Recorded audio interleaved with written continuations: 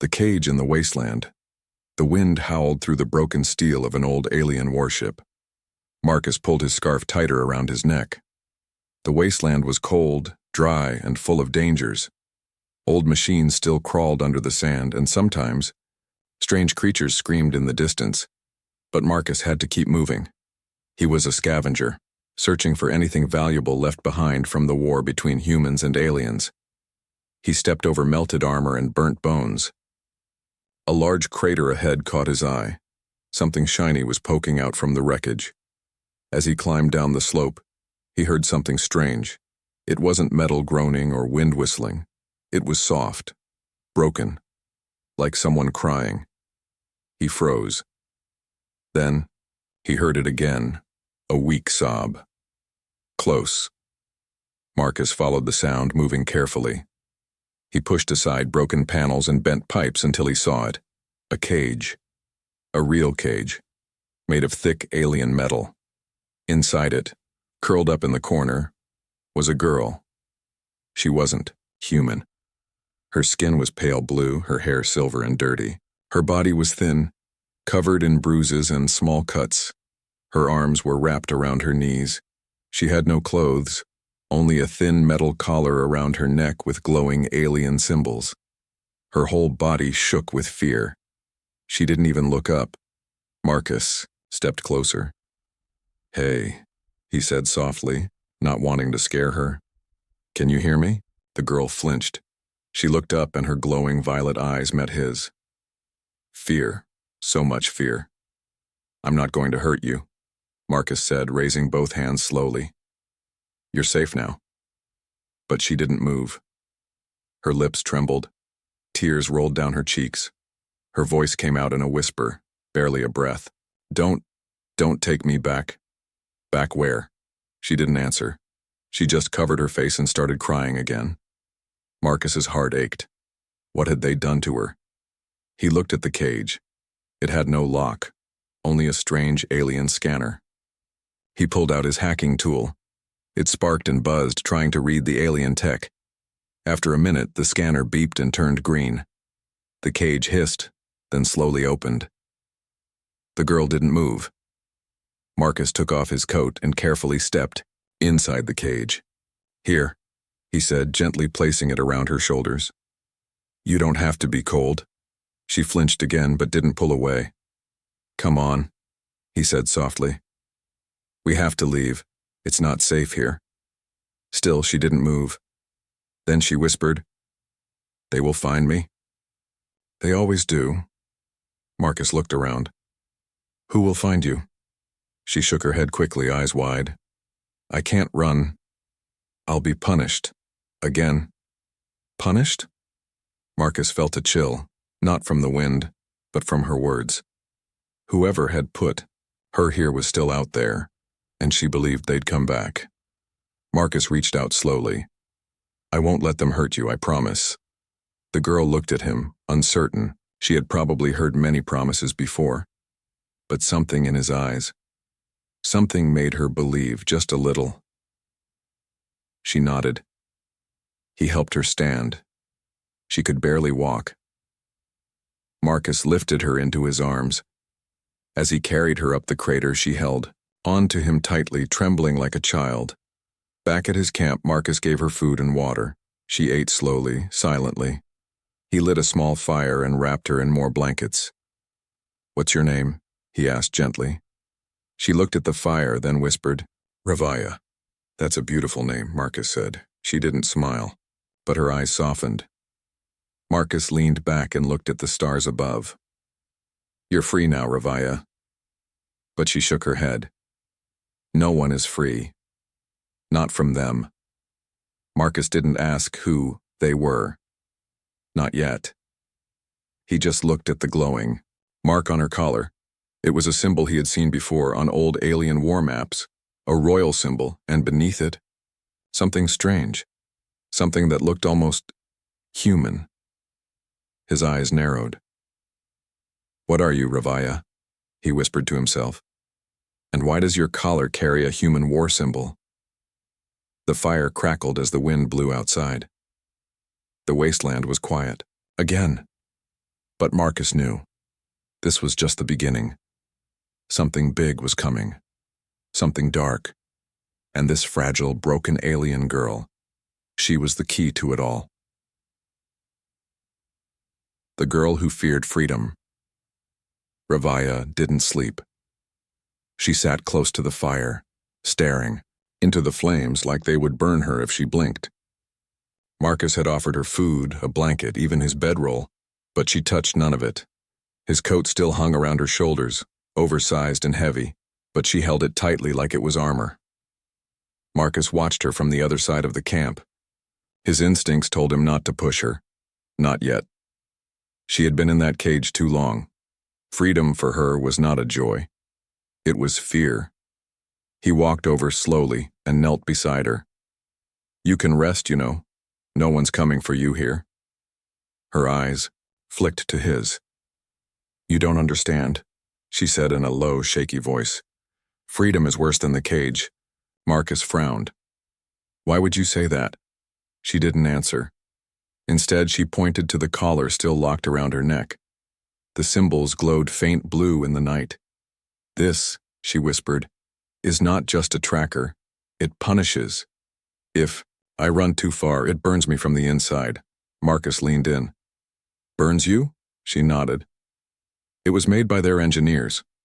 It can sense my fear. The more I panic, the worse it gets." Marcus cursed under his breath. "That's not just a collar, that's torture." Ravaya flinched at the word. He looked at it closely, trying not to touch her skin. "Can I take it off?" "No," she said quickly. "If you try, it explodes. Only one code can open it." "Whose code?" She looked away. "The one who owned me."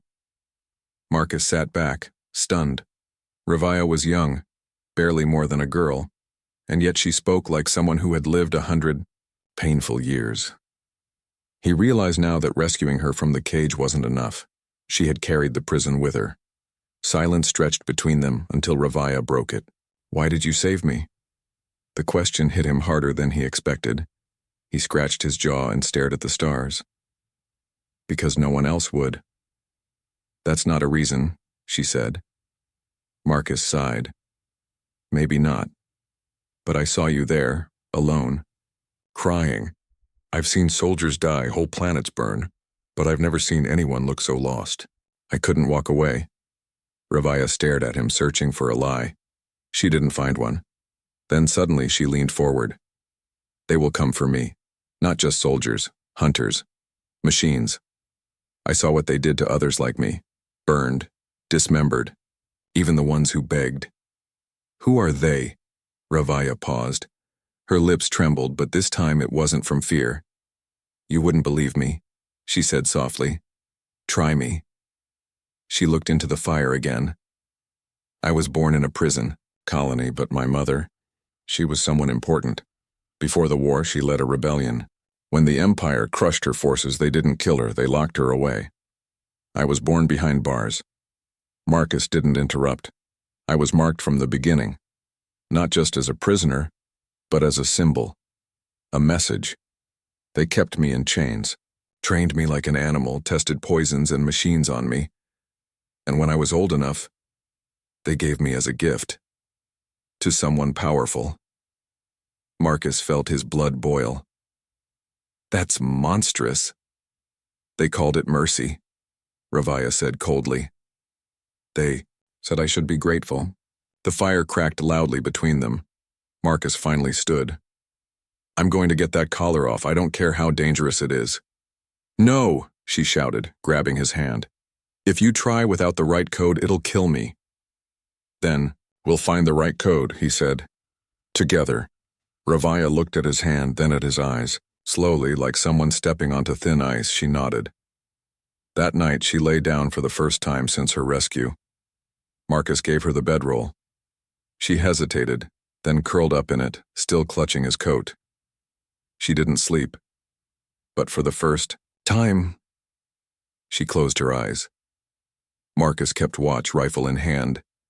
His eyes moved from the shadows to the stars, then back to the glowing collar on the girl's neck. There were still too many questions. But one thing was clear. Ravaya wasn't just a broken slave. She was a secret the Empire wanted to erase, and they were already hunting. The brand on her neck.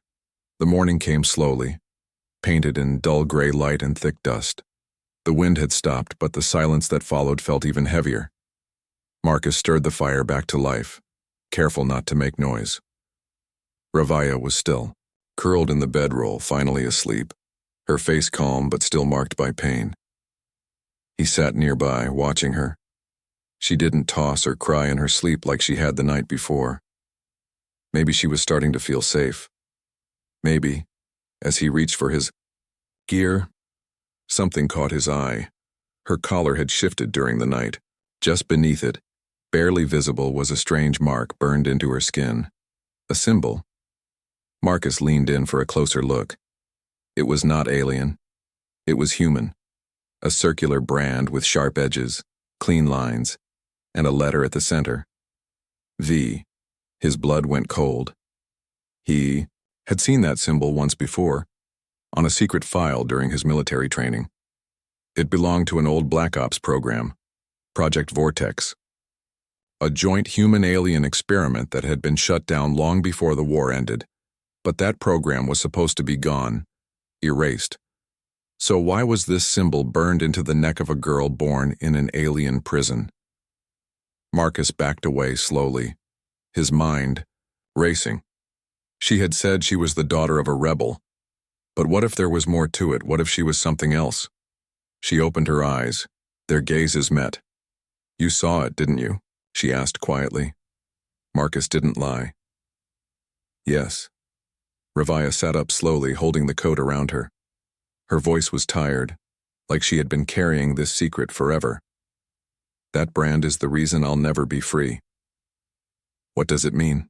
Marcus asked. "It means I'm not just a prisoner, I'm property," she said. "A failed project, a warning." She looked away. "I was born with human DNA mixed with alien genes. My mother wasn't just a rebel queen. She was part of the experiment. They made her carry a child designed to bridge two species. But when the war turned, they decided it was a mistake. So they erased everything." "They didn't erase you," Marcus said. "They tried," she whispered, "but I survived. And that makes me dangerous." Marcus stared at her, stunned. Everything made sense now. The fear, the hunters, the collar that sensed emotions. She wasn't just valuable. She was living proof that humans and aliens could be more than enemies. That scared powerful people. "Why didn't you tell me this before?" he asked. "Because everyone who learns the truth ends up dead." She touched the collar. "If they find out I told you, they'll kill you too." Marcus chuckled dryly. "Too late for that. I'm already involved." She looked at him again. "Why are you still helping me?" He shrugged. "Because maybe the universe needs someone like you, and someone has to make sure you get the chance." Ravaya lowered her head, hiding a strange emotion. Hope. Suddenly, a soft beeping sound came. From Marcus's scanner, his camp's sensors had picked up movement nearby. He grabbed his rifle and checked the screen. 2 small signals. Fast. Closing in. Drones. "They've found us," he muttered. Ravaya froze. "You have to run. Leave me." "Not happening," Marcus said firmly. "Can they track the collar?" She nodded. "Only if they have the key code. It sends out a signal every few hours. That's how they hunt." Marcus pulled out a jammer and slammed it into the ground. It let out a soft pulse. The screen blinked. Signals vanished. "We've got a few minutes," he said. "Grab what you can. We move now." Ravaya struggled to her feet. She was still weak, but she didn't complain. Her eyes burned with new fire. Maybe it was fear, or maybe it was the will to survive. They packed fast and slipped into the ruined canyon nearby, hidden under old debris. Marcus kept checking the scanner. "Nothing yet," Ravaya whispered behind him. "If I die, they win. But if I live long enough to tell my story, they lose everything." Marcus finished. She nodded. And for the first time, Marcus saw it in her eyes, not just pain, purpose. She wasn't just a lost girl anymore. She was a spark, and the Empire had no idea what it had left behind. The Empire's Hunter's Night came quickly in the wasteland. The sky turned black, and stars above flickered like cold eyes watching from far away. Marcus and Ravaya moved quietly through the ruins of a destroyed alien outpost. Buildings half buried in sand rose like the bones of a dead beast. It was the perfect place to hide, or to be hunted. Ravaya's steps were slow, but stronger now. Marcus kept glancing over his shoulder, not trusting the silence.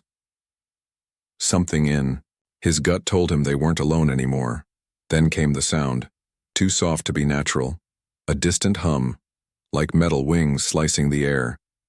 He pulled Ravaya down behind a broken wall. "Stay low," he whispered. She didn't ask questions. Her eyes locked onto the sky and her whole body tensed. "It's them," she whispered. "Empire hunters." Marcus peeked through a crack. High above, two black machines circled like vultures. They were sleek, smooth, and deadly. Nothing like old war drones. These were custom-designed trackers. Silent, fast, intelligent. Why would the Empire send something this advanced just for one girl? Marcus muttered. "They don't want me captured," Ravaya said. "They want me erased." One of the drones tilted downward. It had found something. "Run," Marcus said. They sprinted through the ruins, dodging broken beams and cracked walls. The drone screamed as it dove, its red sensors glowing brighter. A warning shot hit just behind them, blasting the stone. "Down!" Marcus tackled her into a ditch. The drone passed overhead, scanning. Then it paused. It hovered. And for a moment, everything stopped. Ravaya gasped. "It's trying to read me. My fear." The drone's sensor pulsed. It was connected to her collar. Marcus reached for the jammer in his pack, but the signal was already weak. He had to make a choice, distract the drone or lose her. He stood up. "Hey, over here!" he shouted. The drone swiveled toward him instantly and fired. The ground near Marcus exploded. Dust flew into the air. He ran. The drone followed. "Marcus!" Ravaya cried out. "Go!" he shouted over his shoulder. "Get to the tunnel." She watched him disappear into the smoke, her body frozen between terror and decision. Then, for the first time, she didn't run away. She ran toward danger. Marcus ducked behind a wrecked vehicle. The drone was scanning again. It fired another blast and the metal around him melted. His rifle wouldn't work against it. But then, a shriek tore through the sky. A second drone. This one wasn't searching. It was killing. It shot a wild beam into the ruins, collapsing part of the wall near Ravaya. Marcus turned back, heart pounding. No. But Ravaya was already moving. She crawled through a narrow gap, dirt and blood smearing her face. She pulled something from her pocket, an old chip she had stolen from her captors before escaping the cage. She didn't know what it did, but it had once controlled the drones. In her prison, she activated it for a second, just one. The drone hesitated. Its lights blinked, and in that blink, Marcus fired his last EMP grenade. Boom! The pulse knocked the drone out of the sky. It crashed in flames. The second drone began circling again, confused. Ravaya grabbed Marcus's hand, dragging him to the tunnel she had found. An old maintenance shaft half covered in rubble. Together they crawled inside as the ground behind them burned. Breathing hard, they stopped in the dark. Only the sound of dripping water echoed through the shaft. "Are you okay?" he asked. She nodded slowly. Her face was dirty, bruised, but something had changed in her eyes. She was no longer just scared. She had fought back. "They won't stop," she said. "Next time they'll send worse." "I know," Marcus replied, "but now we know how to fight." They kept moving through the tunnel. Ravaya's hands were scraped, and her breath was heavy, but she kept walking. Marcus followed, thoughts racing. Who had programmed those drones? Why did her collar respond to them? And why, in the middle of her panic, did she risk her life for him? She had every reason to run, but she didn't. Maybe she had realized what he already knew. She wasn't the one being protected, he was. Her secret identity. The tunnel opened into a wide underground chamber. Old, damp, forgotten. Broken lights flickered on the walls. Machines long dead lined the sides like sleeping monsters. It smelled like dust, rust, and something ancient. Marcus and Ravaya stopped to rest. They hadn't spoken since escaping the drones. She leaned against a wall, breathing hard. Blood from a cut on her leg stained the ground. Marcus tore his shirt into strips and knelt beside her. "Let me see." She nodded silently. As he cleaned the wound, his eyes returned to the strange brand on her neck, the human V burned into alien flesh. That symbol had haunted him since the moment he saw it. Now, in the silence, he finally asked the question that had been building for days.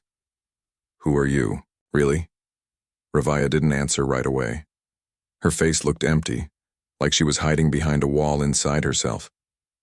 Finally, she whispered, "Do you really want to know?" "I think I need to," Marcus said.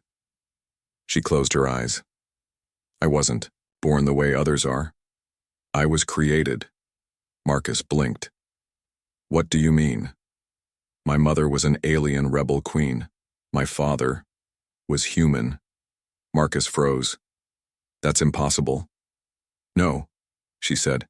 "It was forbidden, but not impossible." She looked down at her hands. "They called it Project Vortex, a secret alliance between a few rogue human scientists and alien leaders.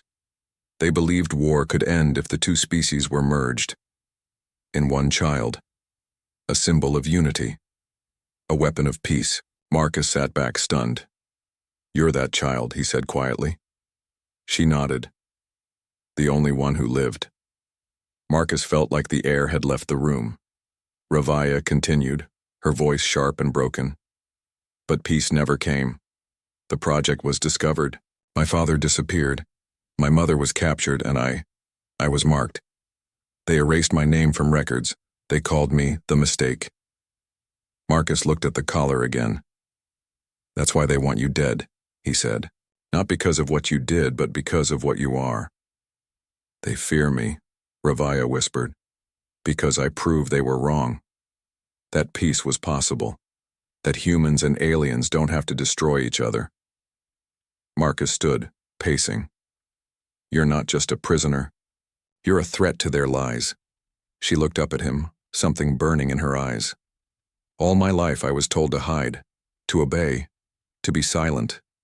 But now, I'm tired of hiding." Marcus stared at her. The frail girl who once cried in a cage now spoke with fire in her voice. "You don't have to hide anymore," he said. "We can expose the truth, share your story, make them answer for what they did."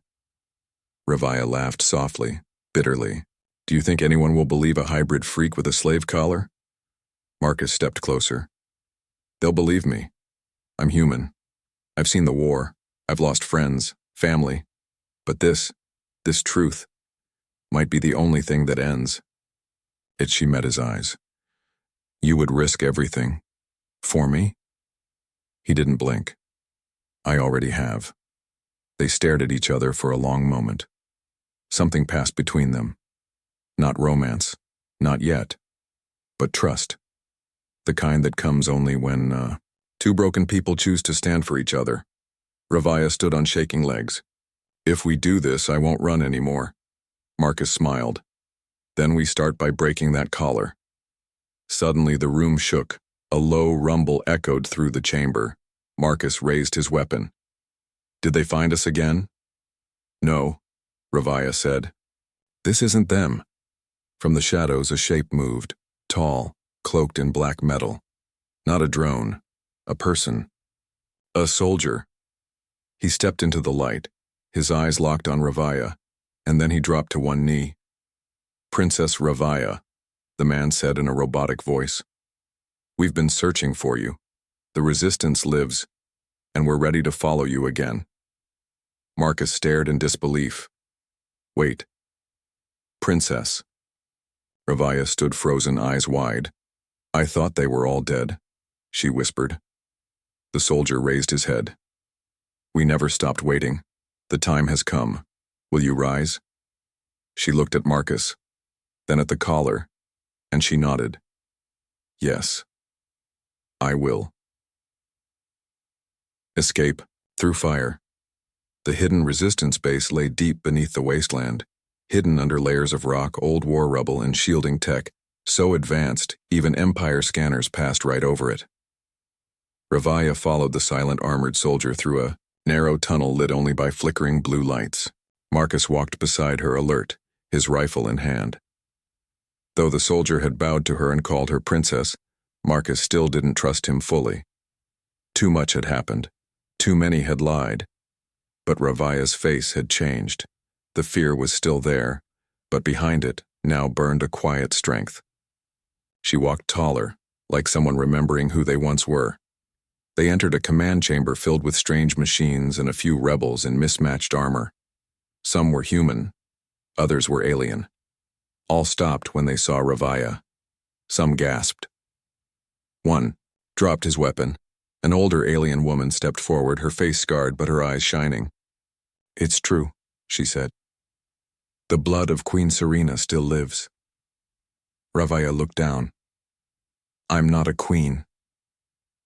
Not yet, the woman said. But you're the hope she died for. Marcus leaned closer. You said the resistance was dead. Ravaya shook her head. I believed it was. They must have gone underground. We never stopped, the older woman said. Just hid, waiting for the signal. That collar, the Empire broadcasts from it every day. But today, it went silent. Marcus realized the jammer had done more than just hide their location. It had given the resistance hope. But hope was fragile. The soldier returned and bowed again. Princess, we intercepted Empire chatter. Dreadships are coming, not drones, real warships. How long? Marcus asked. Maybe an hour. We can't fight dreadships with this, Marcus said, motioning to their ragtag gear. We won't fight them, the old woman replied. We'll escape them. Ravaya raised her eyes. Where? There's an old rebel ship buried beneath the ruins. Your mother's ship. It still answers to her bloodline. If we can get you aboard, it may still fly. Marcus stared. A queen's warship buried under rubble? Why not use it before? Because only the air can awaken it, the woman said. All eyes turned to Ravaya. She swallowed. Then let's go. The surface was burning. Empire dreadships roared across the sky, casting huge shadows over the ruins. Fire rained down as plasma cannons wiped out anything that moved. The resistance scrambled underground, guiding Ravaya and Marcus through broken passageways. Smoke choked the air. Marcus led the way with two rebel fighters. Ravaya stayed behind them, coughing, eyes stinging. A huge blast shook the tunnel. The roof cracked above them. We have to move, shouted one rebel. They emerged into a massive hangar. Half buried in stone and sand sat the remains of the ship, huge, sleek, ancient. Its dark surface shimmered slightly under the rubble, almost like it was breathing. Marcus whistled. That's not just a warship. That's a flagship. Ravaya stepped forward. Her collar buzzed weakly as she approached. The ship's surface began to glow with lines of soft white light. Then, a ramp unfolded slowly. It had recognized her. They ran up the ramp as explosions rocked the earth. Inside, the ship came to life. Lights flickered, systems hummed. A voice, calm, female, alien, spoke. Welcome, blood of Serena. The control room opened. Ravaya stepped in. The moment her hand touched the panel, the ship roared awake. Outside, the dreadships turned their focus. They see us, Marcus shouted. They'll blast the ship before it can lift, cried a rebel. Ravaya's hands moved across the controls with surprising skill. Not if I raise the shield first. She pressed her palm to a glowing symbol. A dome of light erupted around the ship just as a plasma beam struck. The shield held. Barely. She's flying this thing like she's done it before, Marcus said. She was born for it, the old rebel woman replied. Another blast rocked the shield. We can't take more hits. The engines whined as power surged through them. Revia's fingers danced across the controls. Marcus, she yelled, sit down and strap in. What? Why? Because I've never taken off in one of these. The ship rose. The rubble exploded around them. Dust filled the air. Empire fire rained down, but the shield held. With a roar, the Queen's ship blasted into the sky. High above the wasteland in open space, the dread ships chased them, but the rebel flagship moved faster. Revia turned to Marcus, sweaty, bruised but smiling. He laughed. You just stole a ship from the Empire. She grinned. No. I took back what was mine. And as the stars opened ahead of them, the princess who once cried in a cage was now escaping through fire. With a purpose. The girl with no tears left. The stars stretched endlessly ahead. But Revia didn't look at them. She sat quietly in the captain's chair, her hands resting on her lap. For the first time in her life, no chains bound her wrists. No collar choked her neck. No shadows followed her in the dark. But inside, she still felt like that same girl locked in the cage, the one who had no name, no voice, no future. The resistance ship cruised quietly through deep space. Behind them, the Empire's dreadships had vanished, unable to follow the Queen's flagship through the old wormhole gates. For now, they were safe. For now, they had a moment to breathe. Marcus stepped into the bridge and paused. Revia didn't look up. He studied her. The soft silver glow of the ship's control panels lit her face. Her violet eyes didn't blink. They looked like they were staring into the past. You've been sitting here a long time, Marcus said gently. She didn't respond. He sat beside her and placed a metal flask on the console. Water. Not much, but it's clean. Still nothing. Finally, he spoke again. You don't have to carry all of it, you know. Now she turned her head slowly. Her voice came out soft like wind through glass. But I do. Marcus leaned forward, elbows on his knees. Why? I survived, she said. My mother didn't. My father vanished. Everyone who tried to protect me, dead. And I've been running ever since. I didn't even know my real name until last week. He nodded. You were forced to forget. No, she said firmly. I chose to forget. Because remembering meant pain. It meant knowing that I was made, not born. That I was raised as a symbol, not a person. Marcus looked at her, silent. She continued. I cried for years in that cage. I begged for death. I prayed for someone, anyone, to save me. But no one came, so I stopped crying. I stopped feeling. He didn't say anything. She looked down at her hands. But then you came. You didn't know who I was. You didn't care what I was. You saw me, just me, a scared girl in a cage. Marcus smiled sadly. That's all I saw. And now, they expect me to lead. She looked up at the stars. They expect a queen. He followed her gaze. What do you expect? She didn't answer right away. Then she stood and walked toward the wide front window. I don't want revenge, not anymore. I don't want war. I don't want fire. Marcus walked beside her quietly. I want them to know what they did, she said. I want the whole galaxy to see the truth, not just about me, but about all the others like me, the broken, the forgotten, the ones they left behind.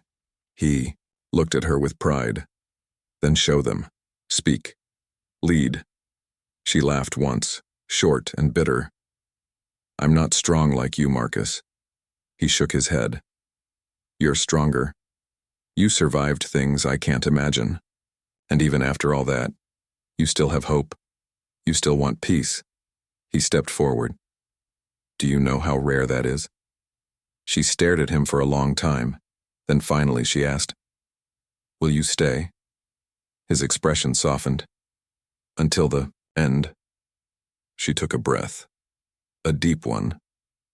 And something inside her cracked open. Not like something breaking, but like a door opening after being shut for years. Ravaya turned back to the console. Then let's begin. 3 days later, the Resistance. Base orbited a dead moon. Old, cold, forgotten by the galaxy. Perfect. Inside the command chamber, rebels gathered from all corners. Humans, aliens, hybrids. Some had scars. Others wore masks. All had waited years for a leader. They now stood before her. Ravaya stepped onto the platform, dressed in dark armor from her mother's hidden chamber. Not royal robes, not ceremonial gold, but armor of war, reforged to fit her small frame. She didn't wear the collar anymore. She had burned it herself. The room fell silent. Then she spoke. Her voice was calm but clear, and it filled the room like music in a cave.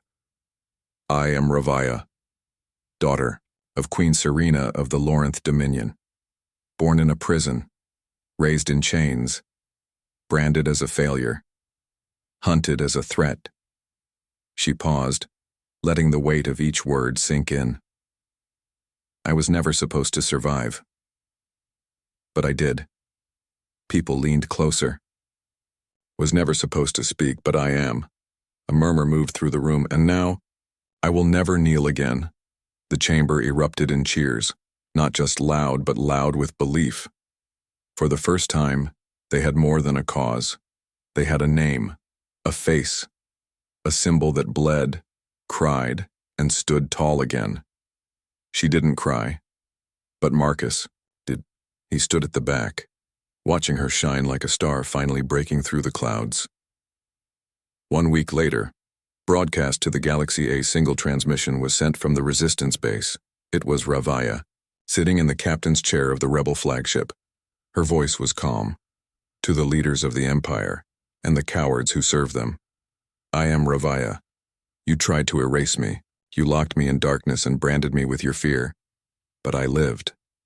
You called me a mistake, but I am the future. To all the prisoners, slaves, and forgotten children in your systems, I see you. You are not alone. To those who still believe the Empire cannot be challenged, I offer a warning. She leaned forward, eyes glowing softly. The cage is broken. The girl is gone. I am coming. Epilogue. Months later, the Empire sent fleets to crush the Resistance. They never returned. Rumors spread. Some say they were taken out by a single ship moving faster than light, silent, deadly, unstoppable. Others say a ghost queen commands the stars now. But Marcus knows the truth. He watches from the bridge as Ravaya leads her people, not with anger, but with clarity. She no longer fears freedom. She doesn't cry anymore. Because she has no tears left, only purpose, and that is far more powerful.